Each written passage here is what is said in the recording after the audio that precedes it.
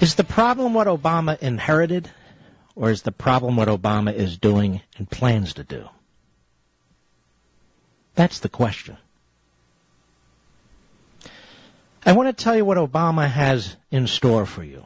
Massive social engineering. Massive intervention in the workplace, in your business, on farms, on assembly lines and mines. Massive growth of bureaucracy dictating to you how to produce or whether to produce. Massive increases in energy costs, in food costs, in the cost of an automobile, and, of course, building a home with the materials that are necessary. This is what's in store. He didn't inherit that. He's creating this. Just this constant social engineering and lifestyle calibrating. This is what he's unleashed the bureaucracy to do. And there's not enough focus on this. I want to give you some examples, if I may. Let's just take a look right now at the energy sector. Energy affects everything. Clothing, homes, food, mobility, that is cars. Clothing, I think I said that. In any event, it's ubiquitous in our economy. And it's what makes the engine of this economy function. Societies that are energy starved tend to be third world societies where people are starving and in poverty. I went back and I looked. The EPA, I touched on this the other day, from the Hill, Obama's use of executive authority and his EPA's interpretation of existing laws might have laid the groundwork for renewed cap and trade efforts. Well, what's cap and trade? Do you remember? Cap and trade is where the federal bureaucracy, specifically the EPA, has control over virtually every industry, every smokestack, every engine, every muffler in this entire nation, whether it's a consumer product or whether it is a real factory, in setting carbon standards, in determining whether practices that go on in a factory or products that are sold to you meet those standards. And they either ban the practice or put such heavy penalties and fines on them that the cost becomes prohibitive. It is a centralized, industrial setting, policy-making entity. It is a disaster for employees, union, non-union, for employers, for consumers, for this society. All in the name of global warming and climate change.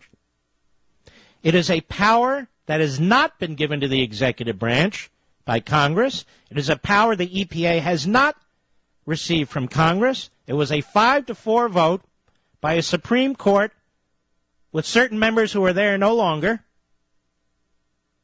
empowering another unelected branch, the fourth branch, the administrative state, as I call it, the bureaucracy. And, of course, Obama using executive orders.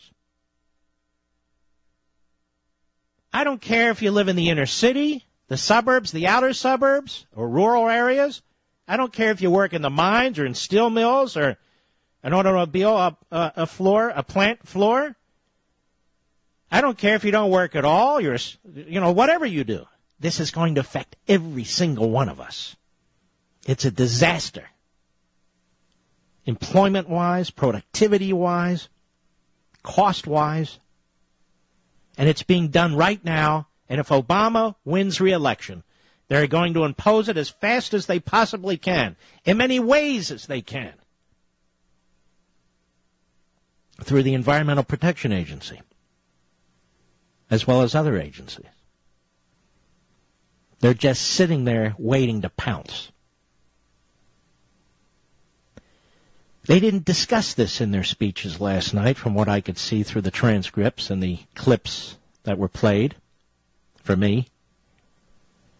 Massive control over energy, which is massive control over industries and businesses of all sides, which is massive control over employment, massive control over what products receive the government seal of approval and what products do not. This isn't about clean air and clean water. This is about liberty. This is about destroying your way of life. This is about making an excuse for Soviet-style central planning, ladies and gentlemen. You have this in store should Obama be reelected, and I'm just getting started. We'll be right back. Not just where we are today with an absolutely disastrous economic report that affects real people in this country. I mean, I've been without a job. I was without a job a few decades ago for 13 months, and it sure as hell wasn't any fun. And the burden and stress on a family is enormous. Or when you go out of business, same thing. It's enormous. And I promise you, people aren't sitting around listening to speeches.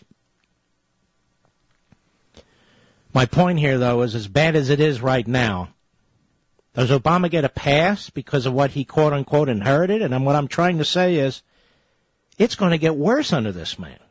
I just talked to you about cap and trade, which they're going to try and impose through the back door. Cap and trade does not have as its purpose, ladies and gentlemen, the expansion of American industry, of American manufacturing, of the production of goods. It's got the opposite impact. To destroy, to limit, to control. It's an absolute job killer, and they're just waiting to spring it on us right after the election. Piece by Fox News is by Phil Kerpen at Fox News a few months back. Said Obama's EPA quietly released long-delayed regulations to apply global warming rules never authorized by Congress to new coal-fired power plants.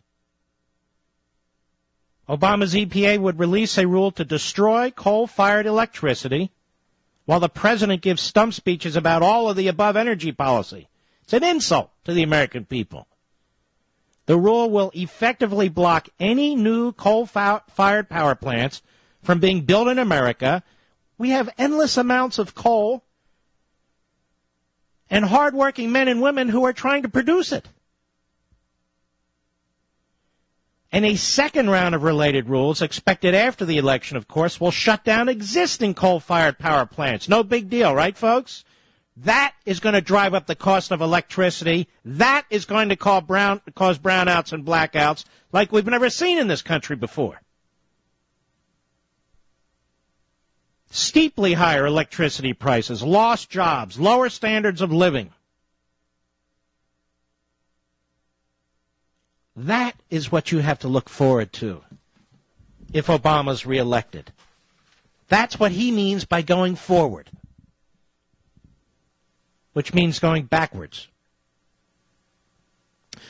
One of the great innovations, it's not new, but it's now been perfected in many ways and is being used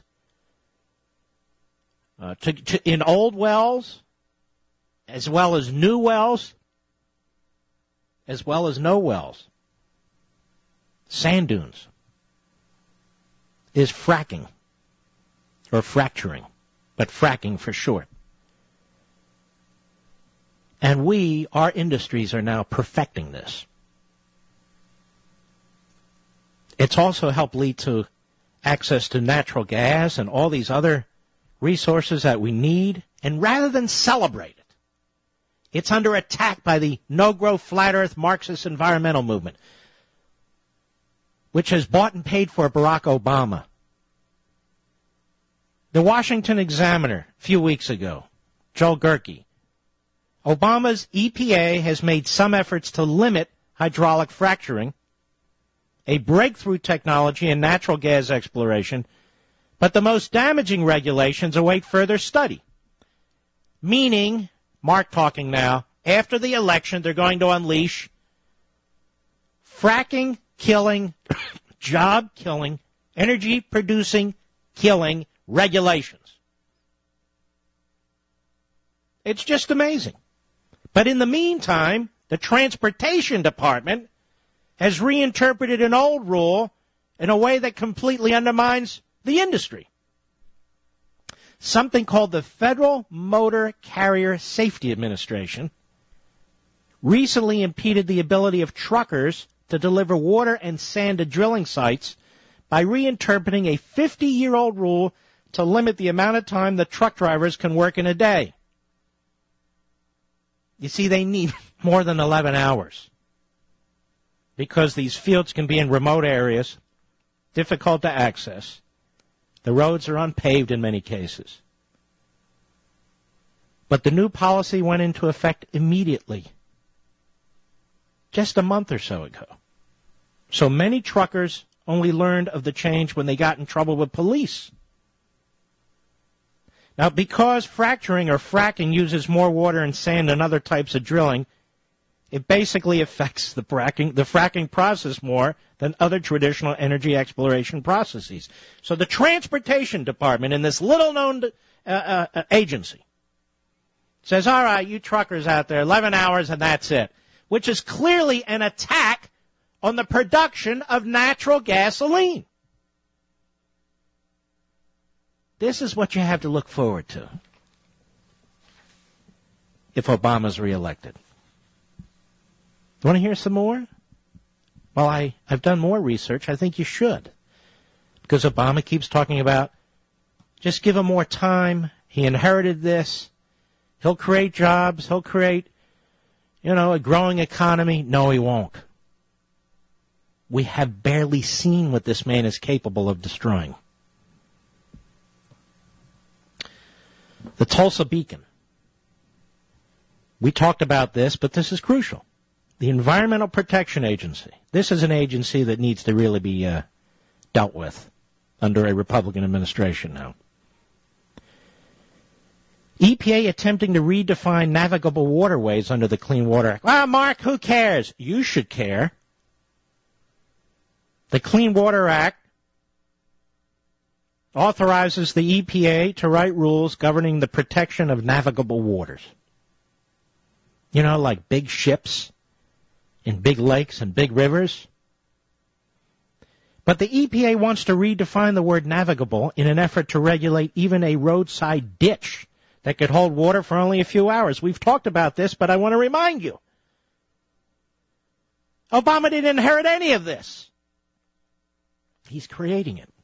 The EPA wants to make this proposal to the guidance document. The guidance document is a non-legally binding interpretation written by an agency to explain how it interprets existing regulations, court decisions, and federal statutes. However, a guidance document may not exceed or conflict with the original laws passed by Congress and existing regulations promulgated under the Administrative Procedures Act.